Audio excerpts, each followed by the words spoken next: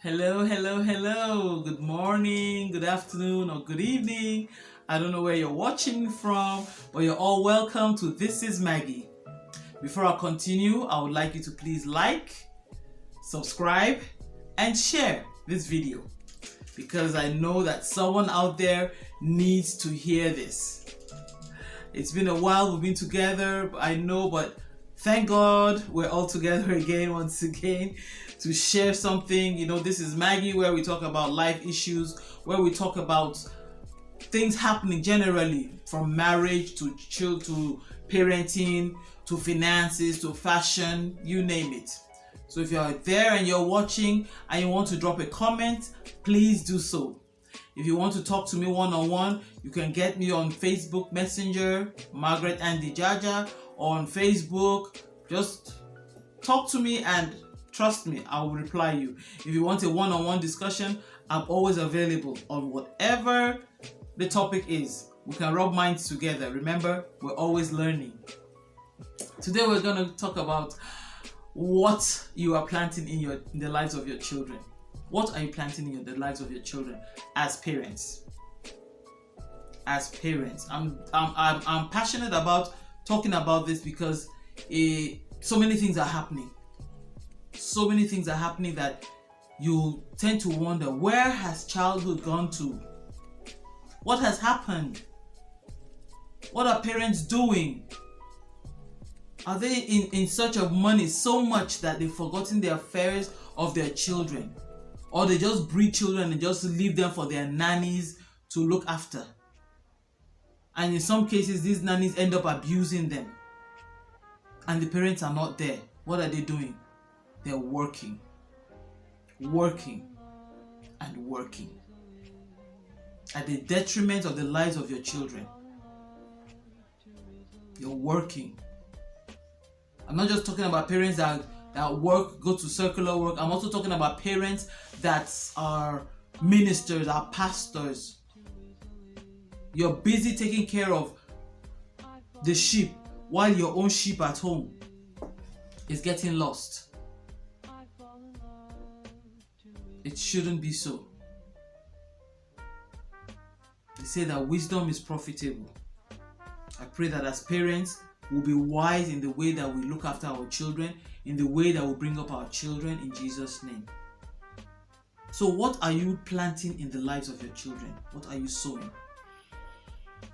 There's a lot going on in today's world where important values, ethics, morals, manners, etiquettes are, they're being looked at as outdated or old-fashioned.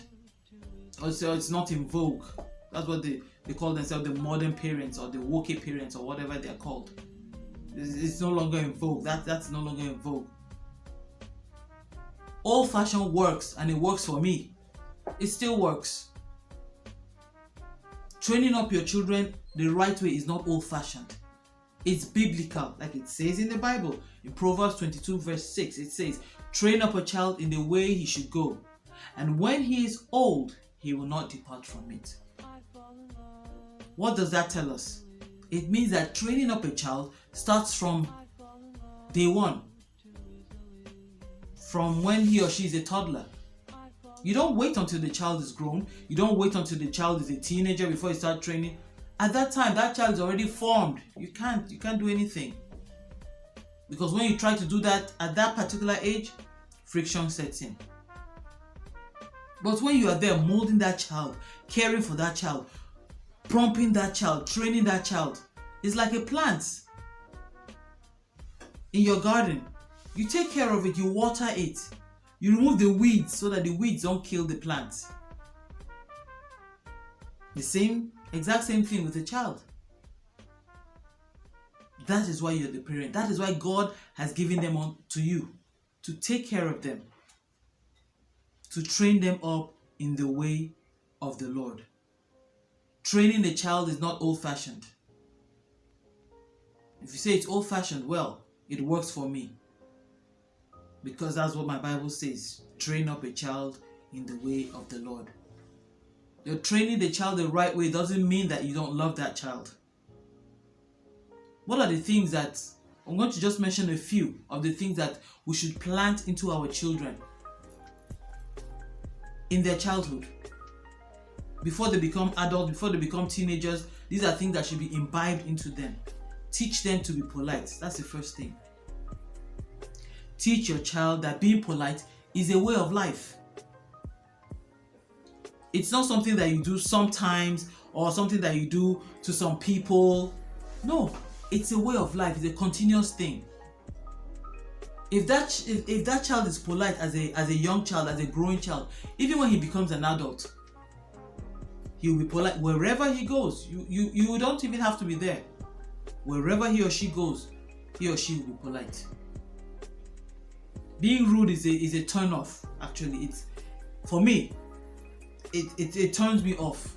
It irritates me when a child is rude. As a child, you should know how to address elderly people, how to respond to questions, using the right body language. Be respectful, be kind, be empathic. These days, what's happening is going with the wind. But that's not how it's supposed to be, especially even as Christian parents. Your parents brought you up well. That is why you're who you are today. That's why you are where you are today. So let's teach our children the right thing at the right time, so that when they grow, they will not depart from it. Number 2, teach them how to use the magic words. And what are these magic words?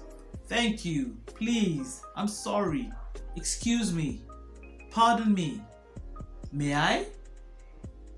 Those are words that they may seem very casual, but your child learning this continuously on a daily basis can warm their way into anybody's heart. They're children, they learn, they know, and they understand. If only you are there to teach them. If only you're not outside running around looking for money. I know things are difficult, but we shouldn't do those things at the detriment of our children. We should be there for our children at whatever point in time. Everyone, those that are in ministry, those that are in secular work, those that are running their businesses, everyone should have time to be with their children. Sit, talk, discuss. They ask questions, you answer. Because if you don't do that, somebody outside is going to teach them the wrong way. If you don't answer their questions, they will take it out and go and ask somebody else outside, and they'll tell them the wrong thing. Number 3, teach them to greet. Sadly, the greeting culture is becoming a thing of the past. Teach them to greet. Do you know that greeting isn't just a way of according respect to older people? It is the first step in raising a socially intelligent child. Greet people wherever you go. You don't have to. I tell my sometimes when we go out and I greet someone, my children will say, "Do you know that person?" No, I don't know him or her, but it costs me nothing to greet. Greet. You don't have to know the person before you greet the person.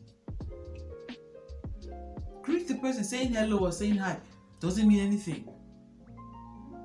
Teach the child how to greet. Teach them the right time to greet. Teach them the right gestures. Teach them the right language to use. Number 4, teach them to knock. Teach them to knock your door before they come into your room. Teach them to knock their siblings' door before they go in. It's a sign of respect to one another. It's a sign of respect. My son can't come into my room without knocking my door. My daughters as well. They can't go into his room without knocking the door. It's something that a child should learn. It's something that you have to teach that child. It's your responsibility. When children learn to knock, they protect themselves from what should not be exposed to them, and also to respect other people's privacy. Teach them. Teach them and they will learn. Plant it into them and they will learn. And the 5th one is, I'm taking this slowly so that we can really sit down and think about it. Because a lot of things are being washed away. A lot of parents think these things should be taught in schools. School is more of academics. Yes, some morals, some values are taught there, but the basics are taught to that child in the house, at home. That's the basic, that's the foundation. If your child is not taught these things, the child will not be able to exhibit it when he or she goes out. You can't give what you don't have. Number 5, teach them the right way to interrupt people's conversations. I've seen this happen so many times. Teach your child that when they need to interrupt a conversation, they should say, "Excuse me." Or if that whatever they have to say is not that urgent or is not important, then let them wait for a while. Teach them. It is rude to just barge into a conversation, especially when two adults are having a discussion. It's your responsibility to teach them. Remember, if you don't teach them, they'll learn it outside. If you don't teach them, the wrong person will teach them the wrong thing. And then problem starts. You leave them for the nanny the whole day. You go out when they're sleeping, you come back when they're sleeping. The nanny is there taking care of them. And in some cases, the nanny abuses them. It's your responsibility. God has placed them in your care. Teach them, plant it into them, and they will not depart from it when they're old. Even the Bible says that the rod of correction drives away foolishness from the heart of a child. And the Bible can never be wrong. That means even God knows that as children we're foolish. So that rod of correction is always there to correct us. We correct them with love. Correct them with words. Correct them from your heart. Correct them with examples. You are the parents. They're watching you. They're seeing you. They see what you do. They see what you say. They see how you act to other people. They see how you treat other people. Because how you treat other people is the same way they will go out and treat other people. How do you treat other people? How do you talk to people? Are you rude? If you're rude, definitely your child will be rude.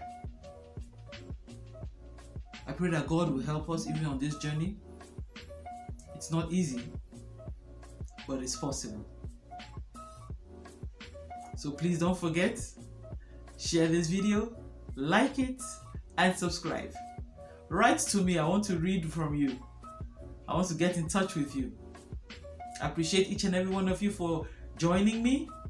God bless you. I'll see you some other time. And remember, this is Maggie. Thank you.